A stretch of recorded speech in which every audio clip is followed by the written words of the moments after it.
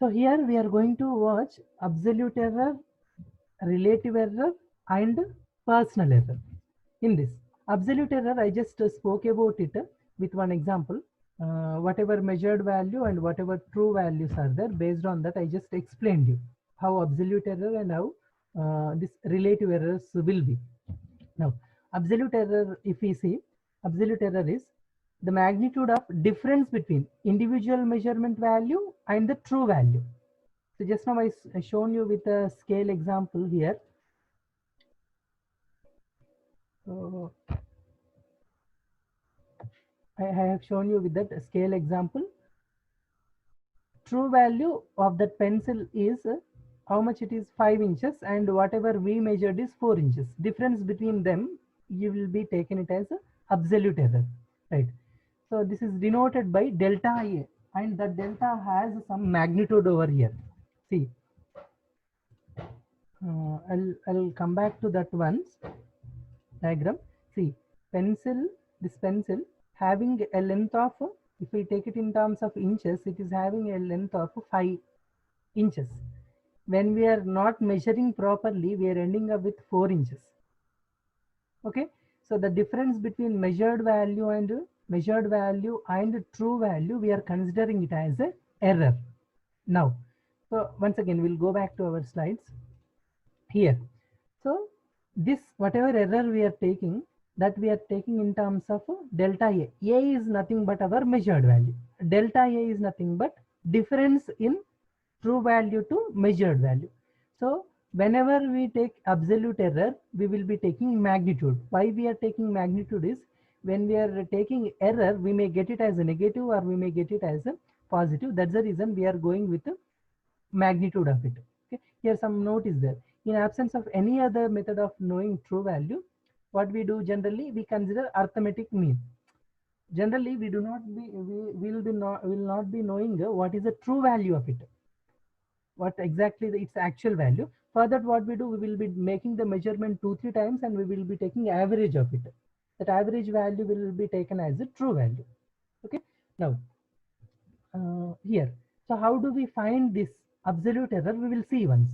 So the errors in individual measurement values from the true values are taken as, suppose the first time if I measure, A1 is its actual measurement and A mean is its true value. The difference between them is our absolute error, which is measured for the first time. So we can do it in the different timings. So delta A2, if I do, what we will get? A2 second time measurement minus its true value or theoretical value. Next, third time measurement, fourth time measurement. So continuously we will be measuring how many number of measurements we make, that many absolute errors we will get. Okay, so we will be writing absolute errors in this fashion. Okay, and what I said, the absolute error should be denoted with some magnitude. That means if we get some negative value over in this calculation, that will become positive. So what we want to show here is there won't be any negative value in case of error, right? So that we will be noting down here. So that delta A calculated above may be positive or negative, but what we take, we will be taking it as in terms of magnitude. So it will be always positive. So as per notation, absolute error should always be positive. That's the reason we are taking in terms of magnitude. That is about absolute error. Simple, the measurement, whatever we are making individually, that measurement and true value, whatever difference is there, that difference we are taking it as a absolute error. When we are making it different timings, we are getting different absolute error values, right?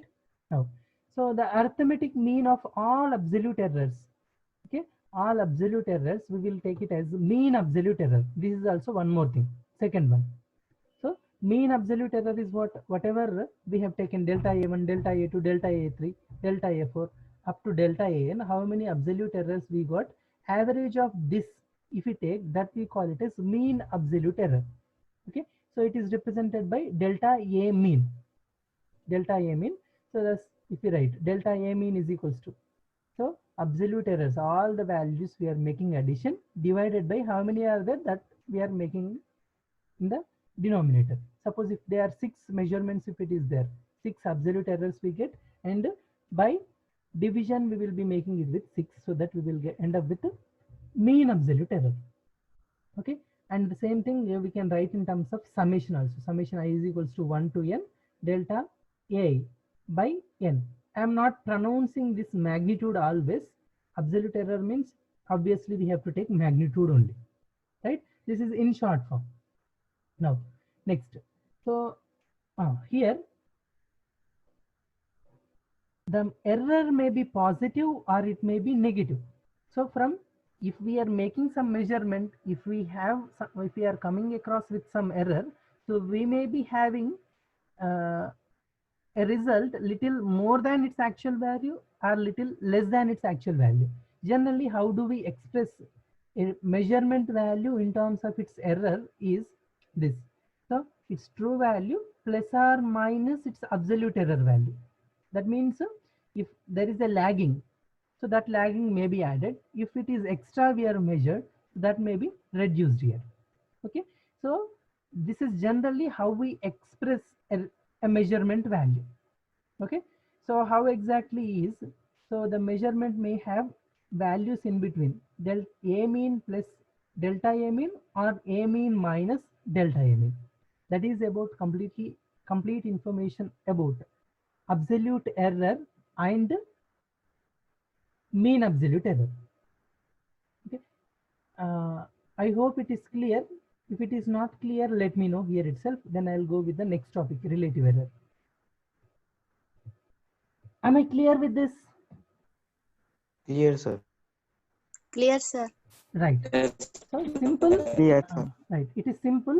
Absolute error is what we are taking difference Clear, between sir. two measurements. I mean theoretical value and the measured value. That is our absolute error. If we take average of all the absolute errors, we will get mean absolute error. Right. So generally the measurement lies in between these values. Including error, we will be taking it as a measure. Including error, we will be taking it as its a measurement. Right. Next one is what? Our relative error. So relative error, if you see, so relative error is what? Whatever absolute error we got, I mean mean absolute error, the ratio of mean absolute error what we represented, delta A mean we have represented. The ratio of mean absolute error to true value, we will take it as the relative error. Right? So mean absolute error to the true value. True value, if you don't have, what we do, arithmetic mean we will be taking. Okay, so the ratio of mean absolute error to the true value is taken it as a relative error. Okay, these are the definitions, or these are the theoretical concept how we are defining relative error or absolute error. So when we go with problems, we will understand clearly how exactly we are utilizing this. Okay, right. So the ratio of mean absolute error to the true value is considered as a relative error. So delta A mean by A mean is considered as a relative error. Right. Next topic is what? Percentage error. So whatever relative error we are getting, this if we take it to percent, for 100% if we take, then we will call it as a percentage error. Simply in mathematically, if we want to represent whatever relative error is there, relative error into 100 if we do, we will get percentage error. That is simple. Okay. So when the relative error is expressed as per cent means what? 100. Per 100 if we represent this relative error, that we call it as a percentage error. Okay. So this is also delta only. This delta, whatever we represented, it is in capital delta. This is a small delta. Okay. So delta A we will represent. Percentage error is equals to same relative error into 100%, or mean absolute error by true value into 100%. Right.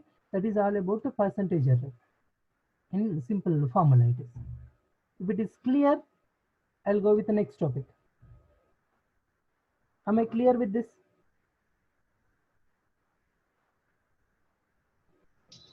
Clear, sir.